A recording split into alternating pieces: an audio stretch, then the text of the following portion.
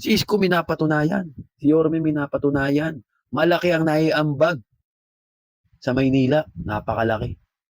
Tignan niyo mga kababayan, pedestrian lane, ginawang pilahan ng tricycle.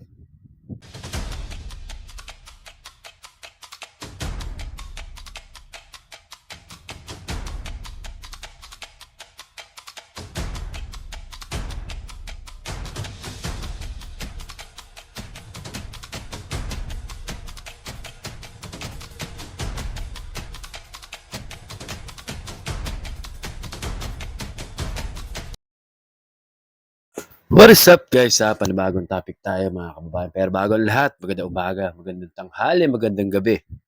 Luzon, Visayas, Mindanao at sa mga kababayan nating OFW.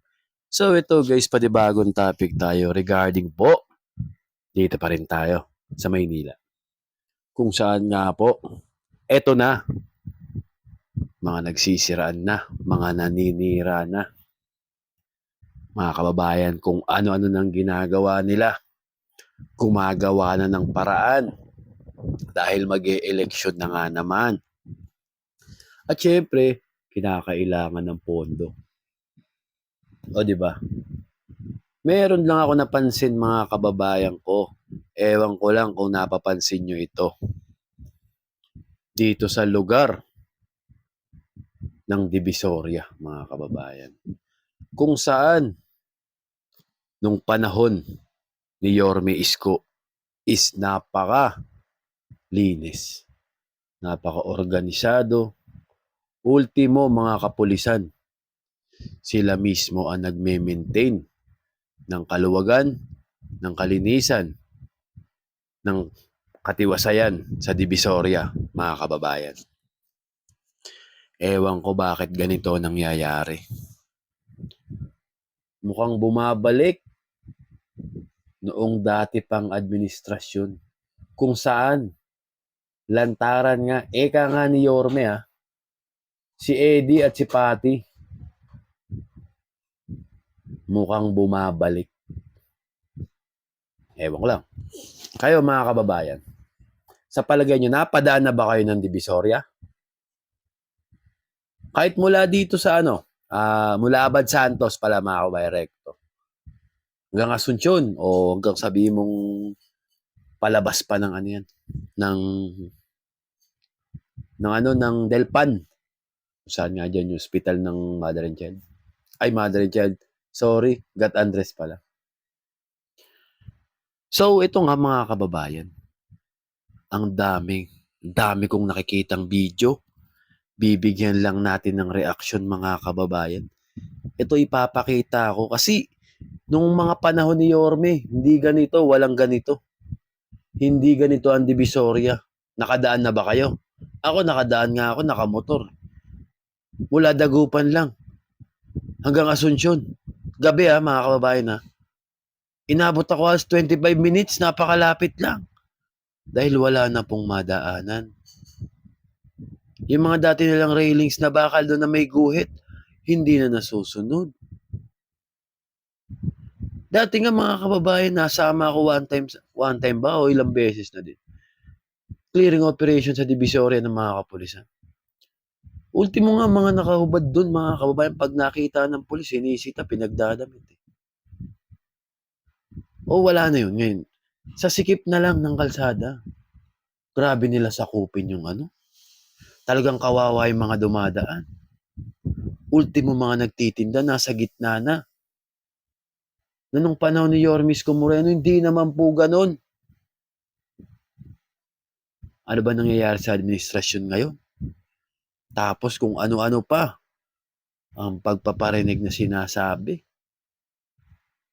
Si Isko minapatunayan. Si Yorme minapatunayan. Malaki ang naiambag sa Maynila. Napakalaki. Diba? Sa totoo lang. Pero ngayon kasi mga kababayan, grabe na po talaga. Lalong-lalo na itong Divisoria na hindi naman ganito. Nabago na Dating ganyan na Kaso naayos na. Sa umaga, pina-flashing. Madaling araw pa lang, mag-aalas 5, napakabango ng Divisoria. Pero ngayon, napakadugyot. Maiinis kayo sa dugyot, mga kababayan. Abaho, ang sikip, lantaran ng mga sniper. Wala, bumalik na yung dati. Hindi na yung panahon ni Yorme na di sila ubra sa ganun. Pwede ka nga maghanap buhay, pero iayos mo. Yun nga sabi ni Yorme. Diba? Pwede ka maghanap buhay. Ilagay mo sa tama. Ito mga kababayan. Papakita ko sa inyo. Video na nakita ko mga kababayan. Grabe po ah. Ito example na lang to mga kababayan ah. Ito litrato muna papakita ko sa inyo.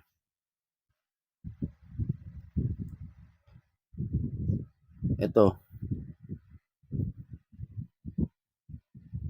Ilim ah.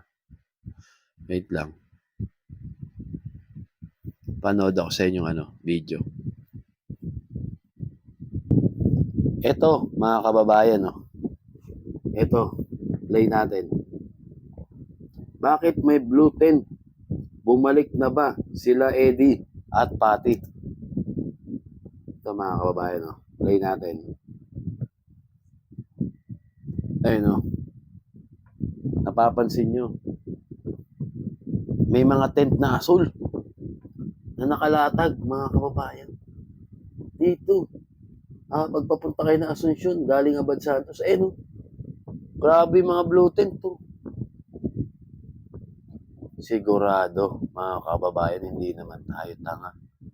Hindi naman tanga ang mga batang Maynila. No, grabe oh. Ang haba niyan. Diba? Grabe yan, mga kababayan oh. Inulit oh. Mga blue tent. Pinwesto na. Ang dami oh. Isipin mo yan. Isipin mo sa dami niyan. O sabihin mo na lang bang 1,000 o 1,500 isang araw niya. Ilan yan? Nung panahon ni Isko, bawal na bawal yan na nasa kalye. Nasa kalye may nakalatag na mga tent na ganyan, mga kababayan. Hindi ubra yan. Kasi pinatili nga yung kaluwagan ng Divisoria eh. Tapos ngayon, nilatagan nila ng ganun. Parang binalik na nila yung dating administrasyon kung saan ang Divisoria. Diyos ko, napakasikip na pag may magpapasko na mili, walang hindi madudukutan dahil sa siksikan. Diba? O ito pa, mga kabayan. Ito pa, isa pa. Grabe. Ang layo sa Divisoria noon.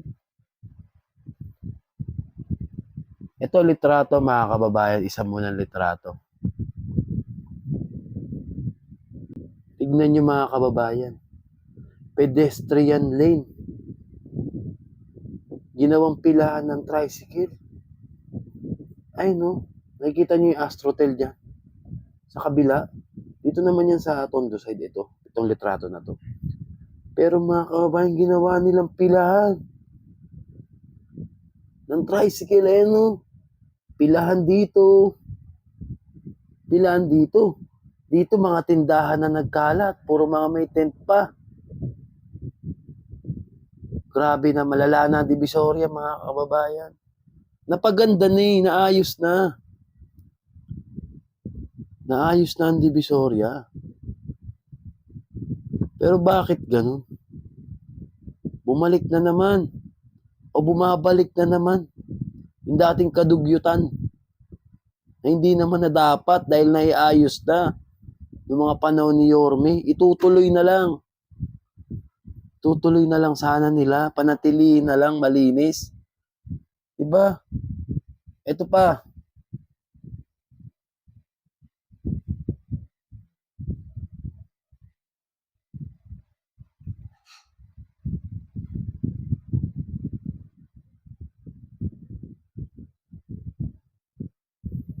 Ito.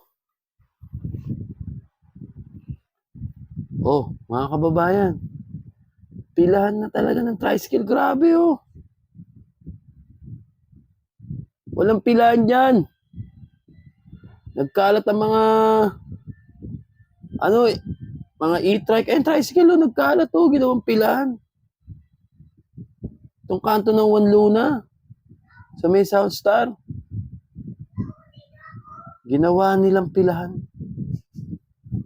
Bawal na bawal po. Hindi po yan ganyan. Dati pa, hindi ganyan. Isa pa, mga kababayan.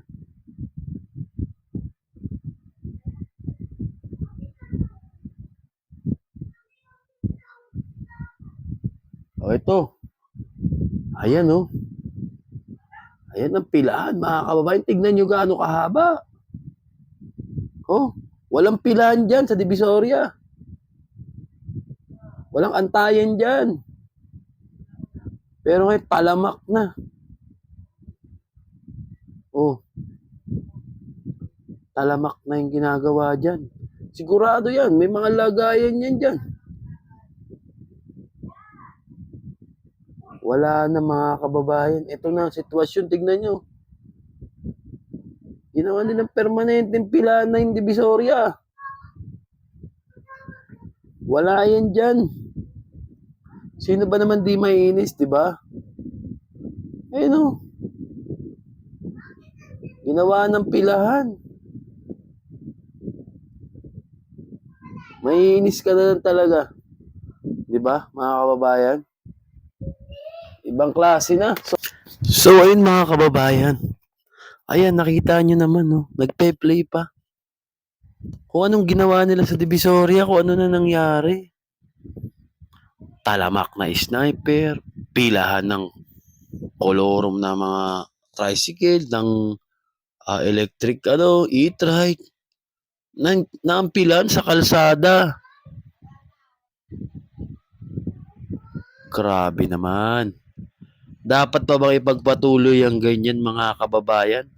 Pag ito, nanalo pa, wala na Divisoria, talagang na, mga kababayan.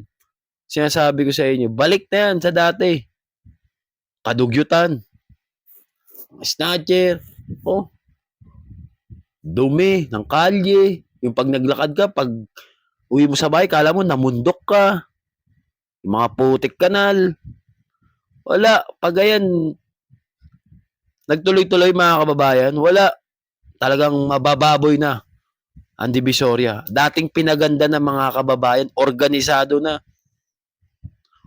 Ultimo mga stall dyan. May mga nagtitinda dyan sa mga side street, pero mga kababayan, itong pinaka gitna ng rekto, to Divisoria na to, itong daan, mula Bad Santos hanggang Delpan, nadadaanan na ng maayos yan. Maluwag yan. Sa umaga, kahit picturean nyo, napakaluwag. Ang mga kapulisan, laging nandyan, umiikot. Hindi ubra yung mga latag-latag dyan na ng mga maglalatag sila ng mga lona, tapos doon ilalagay paninda nila, yung mga sniper na yan. Di ubra yan. Ngayon, ubra sila lahat. Yun nga lang talagang pagtinda, iwang basura. Mabibisit ka kasi napaganda na eh. Naayos na eh. Itutuloy na lang. Ba't di pa magawa? Di ba? Di pa magawa, itutuloy na lang eh. Di ba mga kababayan? Kayo ano sa palagay nyo? Kasi yung tent na yun mga kababayan, nakita nyo yung mga asul na madami? Sign na yun ni Eddie at Patty. Sign na yun na may lagayan na mangyayari, na bayaran. Hindi ubra yun na nasa kalye, ilalatag yung tent. Di ba? Bilang batang Maynila, napakaganda na noon ng Divisoria. Walang pilahan dyan ng tricycle. Sa umaga, walang nakakapaglatag dyan na ng Mga paninda nila nakakapaglagay ng tent. Tapos ngayon lantaran. Tapos nung nakaraan, pinicturan, malinis. Nilinis na isang beses. Yung tao, kilala na sila. Tignan mo yung comment doon, lahat comment. Isang araw lang yan. Ngayon lang yan. Kasi alam nila at nadadaanan nila palagi. Hindi na iba sa tao yan. Sa mga batang Maynila, lalo yung madalas magpunta dyan. Lalo na yung mga taga dyan. Kami nga, pag nag-survey kami dyan eh. Isko na lang. Kasi yung Divisoria, ganito na. Ang sikip na, ang hirap ng dumaan. Di ba? Nabago na. Mga kababayan, naiayos na. Itutuloy na lang. Kaso, ang ginagawa, ayun, nagbalikan na. Si Eddie at si Patty, andyan na naman. Kaya mga kababayan, ito, papayagan pa ba natin na magtuloy-tuloy yan ganyan? Sample na lang yan, Divisoria, isa pa lang yan, sample pa lang yan. Hahayaan ba natin magtuloy-tuloy yan ganyan mga kababayan? Na yung dating naiayos na, binalik sa kadugyutan. Di ba dapat paganda, paayos? Kaso, maayos, padugyot. Alak na teting naman, no? Baka naman. Yorme, baka naman. Kailangan mo nang bumalik. Si Bakin yan sila Eddie at Patty na yan. Diyos ko. Malala na. Ang dami ko na nakikita. Tapos, pag nag-post, kala mo lahat ginagawa. May panunumbat pa. Nakala mo walang ginawa yung tao. Nakala mo hindi pinaganda yung Maynila. Kayo na umusga mga kababayan. Eto mga kababayan isa pa. Yung mga ginagawa nila mga kababayan na paninira kay Yorme. Putya, puro Indiano yung mga profile kapag binuksan mo, klinik mo. May Vietnamese, may Inchik. Pag binuksan mo, walang friends. Pero yung mga comment, lahat paninira. Di ba? Ay nako. Bistado na kayo ng taong bayan. Bistado na kayo ng mga batang Maynila. Kami, para sa amin, pakiusap namin kay Yorme. Pinagdadasal namin. Sana bumalik na siya. Sana magtulungan ng mga batang Maynila, tayo. Tulungan natin si Yorme para maibalik ulit yung sigla ng Maynila. Mga kababayan, masigla na noon eh. Maaliwalas. Okay na eh. Itutuloy na lang eh. So yun lang mga kababayan I-comment down below nyo kung ano masasabi nyo dito mga kababayan. Yorme's choice kami syempre. Mahal namin si Yorme at alam namin, kabisado namin ang mga ginawa ni Yorme na alam namin na pinakinabangan at hanggang ngayon may nakikinabang ng mga batang Maynila. Maraming salamat sa inyo. God bless us all. Manila. God first. Thank you.